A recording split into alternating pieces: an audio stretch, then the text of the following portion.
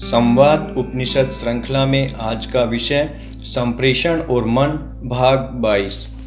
हमारे जीवन के लक्ष्य मन के साथ जुड़े हैं। समाज में हमारी पहचान भी मन के साथ जुड़ी है। अध्यात्म के धरातल का आधार हमारा मन ही है। क्या पाना चाहता है हमारा मन सुखी रहने के लिए? कहाँ पहुँचना चाहता है इस जीवन काल में? इन प्रश्नों में सुख दुख के सभी धरातल दिखाई देंगे। क्या क्या व्यक्ति को करना चाहिए और क्या छोड़ देना चाहिए, वह आसानी से तय कर सकता है।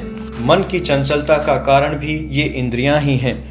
जब ये बातें शास्त्रों में लिखी गई थी तब समय और था। बातें तो आज भी सच हैं, किंतु परिवेश बदल गया। देश काल के अनुरूप शास्त्रों की व्याख्या भी बदलती रहनी चाहिए। यह कार्य वास्तव में तो धर्म गुरुओं का है।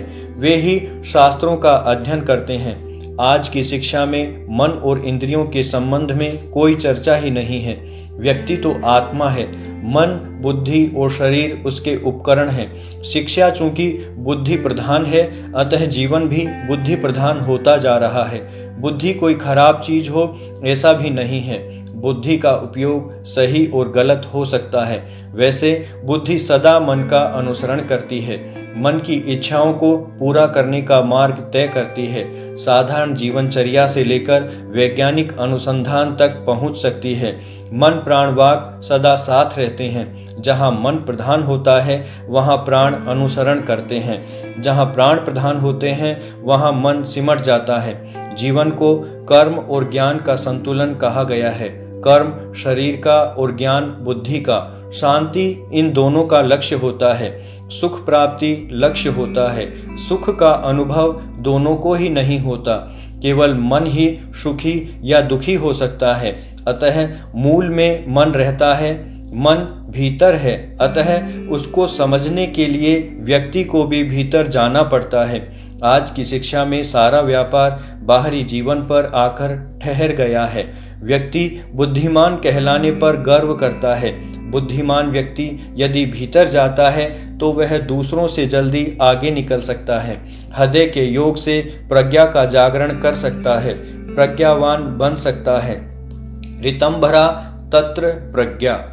सूक्ष्म को समझने की क्षमता प्राप्त कर सकता है। आत्मा का धरातल ढूंढ सकता है।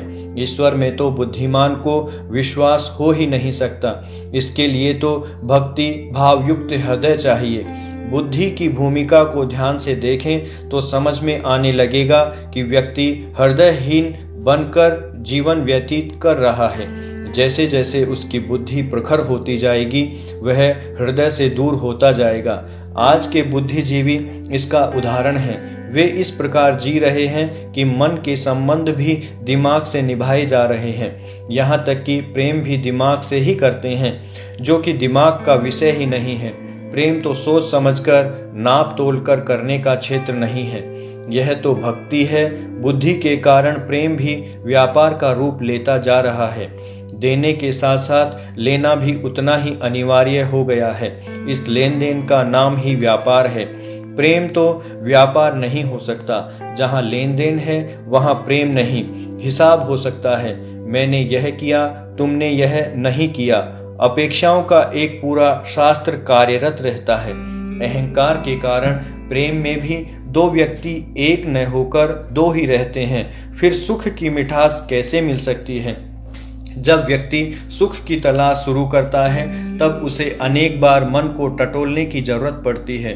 बुद्धि का एक का पूरा जाल दिखाई पड़ता है जो मन को ढके हुए है। मरते दम तक व्यक्ति अपने बारे में कोई चिंतन कर ही नहीं पाता।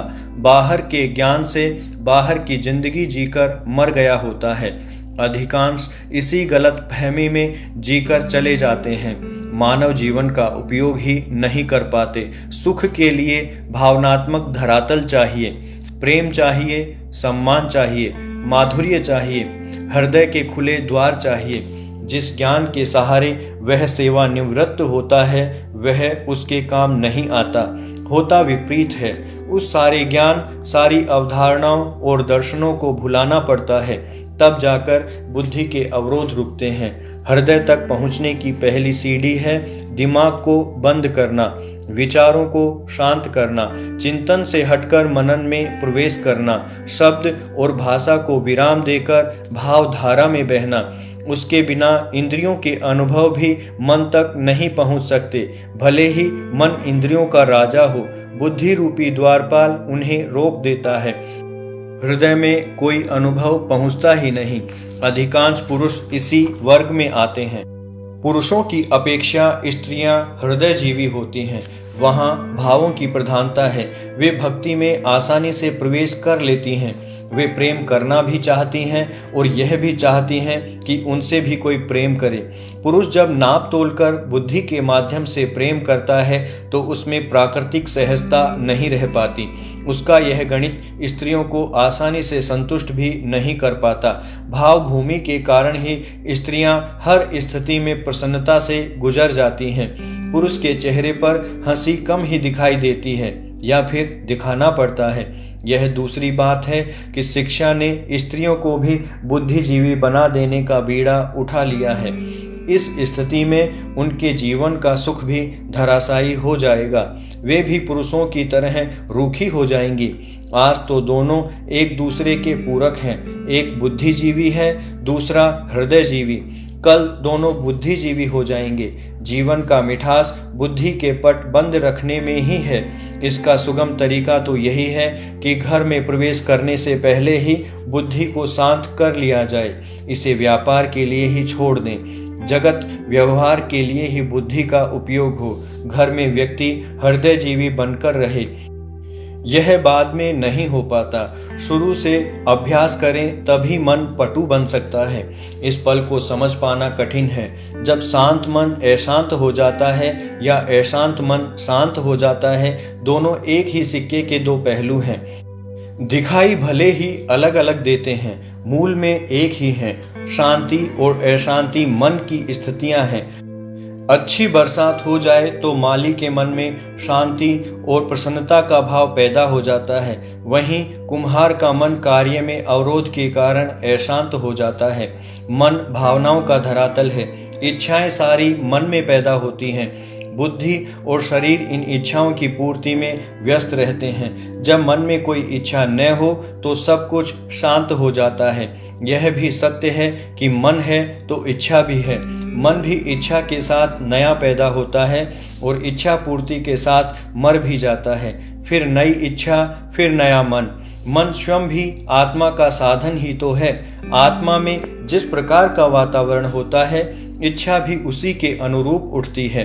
अतः यह वातावरण ही जीवन का महत्वपूर्ण तत्व है। इसी से जीवन में शांति, अशांति अथवा स्वर्ग नरक का अनुभव होता है। शांति से लज्जा और लज्जा से शांति का भाव पैदा होता है। निर्लज्ज व्यक्ति का मन कभी शांत नहीं रह सकता। यह भी माया का आवरण ही है। शायद ही कोई व्यक्ति हो जिसे शांति की तलाश न हो। शांति शब्द शम धातु से बनता है। बाहरी और भीतरी दोनों ही शांतियों का घोतक है। बाहरी शांति का सूचक समृद्धि है। भीतरी आनंद ही भीतरी शांति का प्रतीक है। उसमें बाहरी समृद्धि का कोई योग नहीं होता, विमुखता भी नहीं होती, केवल तटस्थता का भाव रहता है। राजा जनक की तरह सारी सुख सुविधाओं का भोग करते हुए भी उनमें लिप्तता या आसक्ति का भाव नहीं रहता। आज तो किसी भी समृद्धिशाली व्यक्ति से मिले तो वह भी किसी न किसी कारण से दुखी अथवा अशांत दिखाई पड़ता है।